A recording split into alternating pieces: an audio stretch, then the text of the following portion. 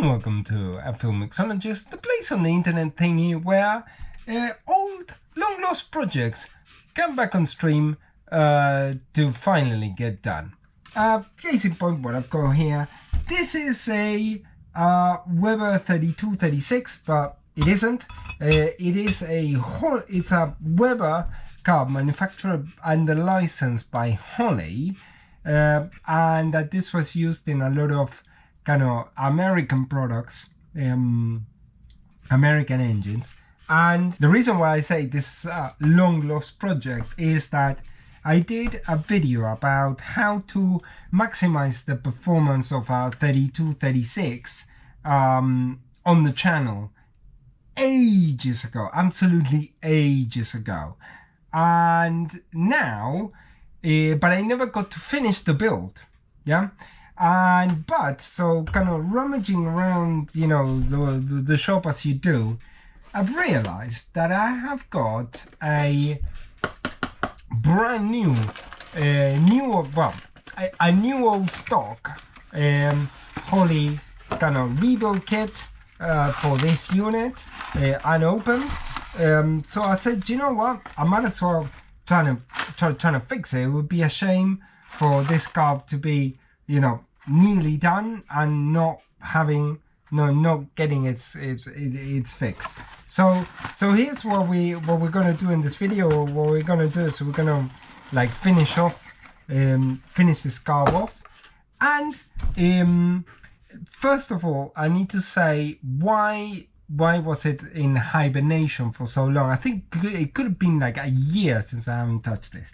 Now there is a reason, so let me show you kind of a bit closer. Okay, so the reason why this carb was in hibernation so long is because obviously I managed to do the obviously the throttles now are completely, you know, mint in terms of their return, but I was having a problem with this side, that the throttle wasn't just sitting properly on the bore, no matter how much I tried.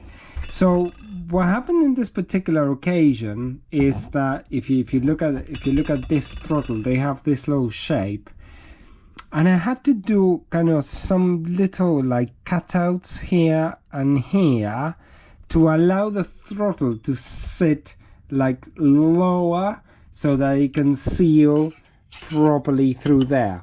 So now basically you've got the actuation of the throttle, which is kind of up to here, and then boosh, that's gonna be giving it kind of all the flows. Now as you can see from the video, and I think I might kind of just put a quick explanation about kind of how I got here and why. Kind of this is where kind of the power is, because this has been kind of bored out, and then the shape of the venturi has been kind of redone. But if you look at this now, this carb has a fair chunk of kind of flow can go through it, and also there was a little bit of kind of filing done over here to allow kind of the air to exit kind of smoother than it would have been. So now it's the time to start with all the kind of assembly, and I'm going to show you that this is going to be slightly complicated because it came with a lot of kind of the original Chrysler kind of linkage and stuff, so we're gonna have to kind of figure all that stuff out, which it's been so long that I'm gonna have to do a little bit of a trial and error job on that. But anyway, should be nice. I'll start kind of putting stuff in the carb, and I'll show you as I go along where I'm making progress.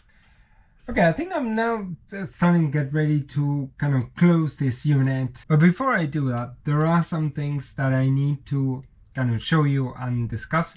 Number one is the jetting of this carb, because initially it came with 132s and 140, and I'm putting 140 and 145 on the jets, primary and secondary.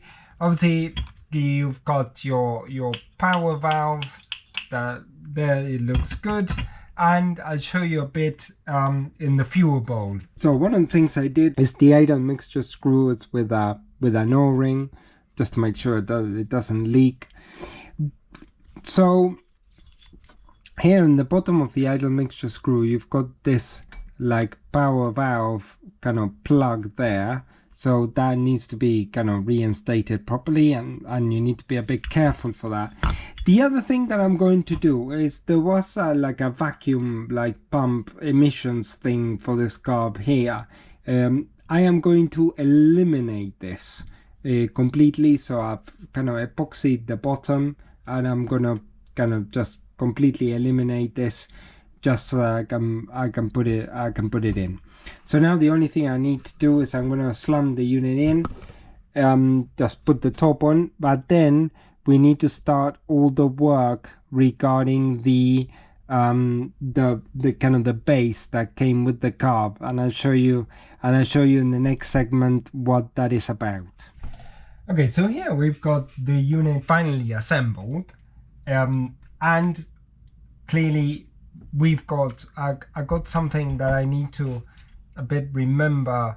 If I don't know if I've got any pictures of it in an archive or something, because what I've got is this mounting for the carb, which presumably seems to go like this, and there is this linkage here that goes like this somehow, and somehow kind of operates the throttle in a way that I kind of forgot about.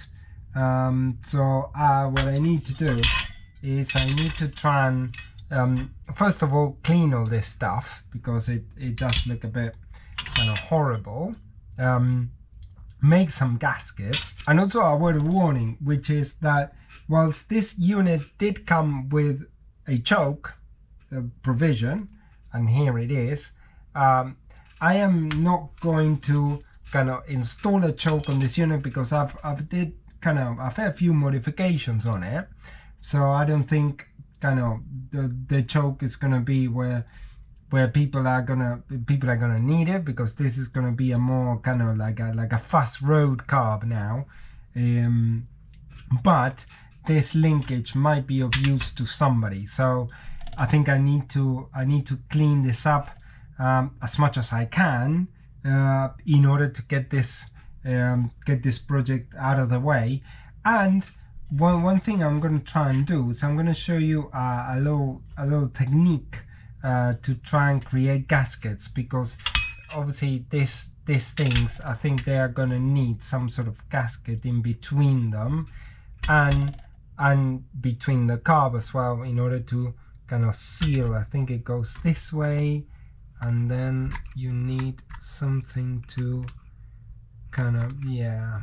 So yeah, I just need to figure out how this thing goes, kind of from a kind of presentation point of view. Yeah. Oh yeah. I think I've just figured it out. Look, it goes like this, and this goes like so, and it pivots like this. Yeah, look at this. Let me show you. So imagine obviously this being installed properly, but it goes like so and like that.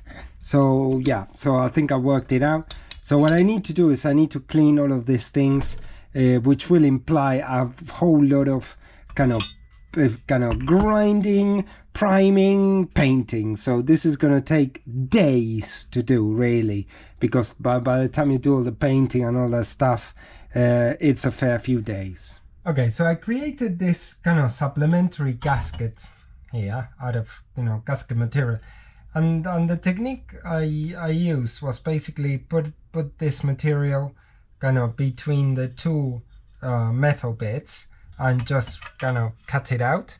That generally I think is I see it being quite effective. And let's have a look. It's the other way around.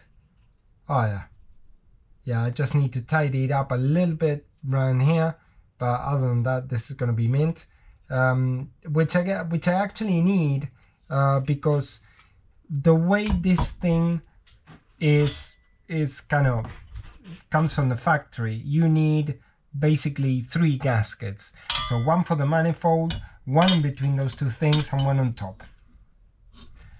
Okay, so what I've got here now is the kind of pilot installation of the carb with the